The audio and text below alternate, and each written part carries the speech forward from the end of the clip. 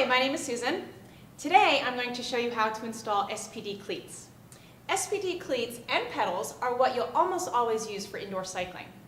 SPD cleats are also very popular for touring and mountain biking because many of the cycling shoes they're designed for are comfortable for walking around in. All shoes that have a 2-bolt sole pattern are compatible with SPD cleats. This is the Keen commuter sandal. This is a shoe that's only compatible with 2-bolt cleats. When the cleat is installed, it's recessed into the hole of the shoe so that you can walk more or less normally. Shoes like this may come with a cleat cover on them. You'll just unscrew this with a regular Phillips head screwdriver. This piece comes off and reveals the place where the cleats can be installed. Sometimes shoes come this way because you also have the option of wearing them without the SPD cleats in them. This is the Louis Garneau Revo XR shoe. It's a road style shoe. This shoe is compatible with both 2-bolt and 3-bolt cleat systems. For SPD cleats, you'll use these 2 holes here to install the cleats. When the cleat is installed onto this shoe, the cleat will stick out a little bit. Road style shoes are a little bit difficult to walk in because the cleat sticks out from the sole, as opposed to the Keen shoes where the cleats are recessed into the sole. This is the CD T2 triathlon shoe. The shoe is super cute, but it's not SPD compatible. This shoe has a 3-bolt drill pattern on the bottom, which means it's only compatible with 3-bolt cleats, typical for road style pedals and cleats.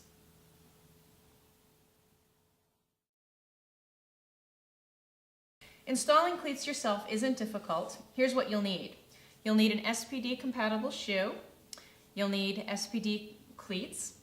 You'll also need a 4mm Allen wrench, which is sometimes also called a hex key. Mine is on a mini tool that has most of the common bike-specific tools all in one package, which is convenient because it can sit right into your seat pack.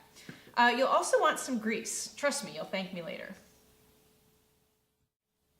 Here's a brand new set of SPD cleats in their package. The cleat set contains everything that you'll need to install a pair of cleats. There are the 2 cleats right here, 2 washers, 4 screws. Here the cleats are screwed into a metal plate that's inside the retail display card. You almost certainly don't need the plate. It's just like the one that's already installed inside of your shoes, so feel free to recycle these plates. This largest piece is the cleat itself. It's the part that actually clips into your pedal. This sliding washer keeps the screws aligned and allows me to adjust the cleat position side to side. The cleat screws are standard size and thread diameter. All SPD compatible bike shoes accept the same size screws, which is one less thing to worry about when you're installing cleats. First, I'll lightly grease the threads of the screws. This makes it a lot easier to remove the cleats when they wear out or to adjust them later. Grease does not make them more likely to come loose. Now I'm nestling the sliding washer into the oval-shaped groove on the cleat. This will be the side that faces the pedal when the cleat is installed.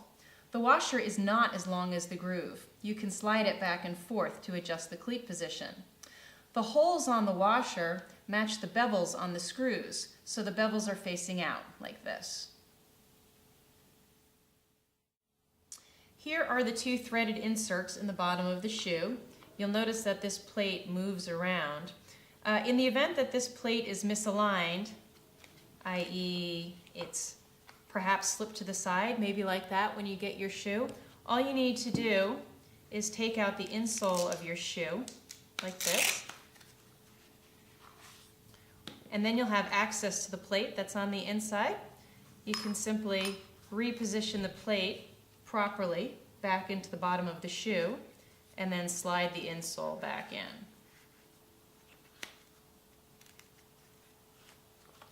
Just like that. So I'm putting 1 screw into each hole in the washer. This lines the screw up. And I'm going to screw the cleat into these threaded inserts in the bottom of the shoe. So I just line it up. And I'm going to use my 4mm Allen key to just start screwing it in.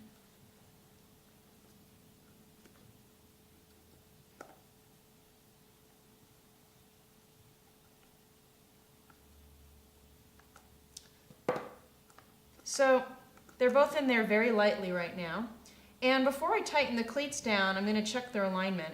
I can adjust the cleat forward and back like this, and I can also move the cleats side by side. Now where exactly you end up wanting to position that is going to be based on your preferred cleat position, which I can't give you any advice on here. Some people have preferences to have their cleats very far forward, other people farther back. Over time you'll get to figure out what's most comfortable for you. So now that I'm ready to tighten the cleats, if I've found the position that I want, I'm going to do a little bit at a time on each one, and I'm going to go back and forth, tightening them down just a little bit at a time on each side.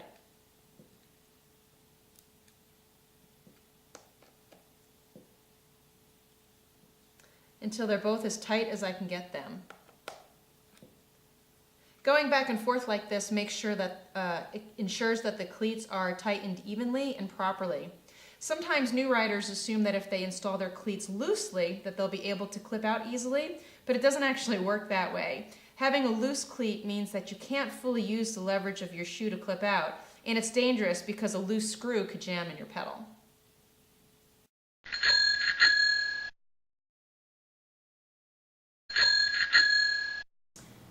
Hi, my name is Susan. Today I'm going to show you how to install SPD cleats. SPD cleats and pedals are what you'll almost always use for indoor cycling. SPD cleats are also very popular for touring and mountain biking because many of the cycling shoes they're designed for are comfortable for walking around in. All shoes that have a 2-bolt sole pattern are compatible with SPD cleats. This is the Keen commuter sandal. This is a shoe that's only compatible with 2-bolt cleats. When the cleat is installed, it's recessed into the hole of the shoe so that you can walk more or less normally.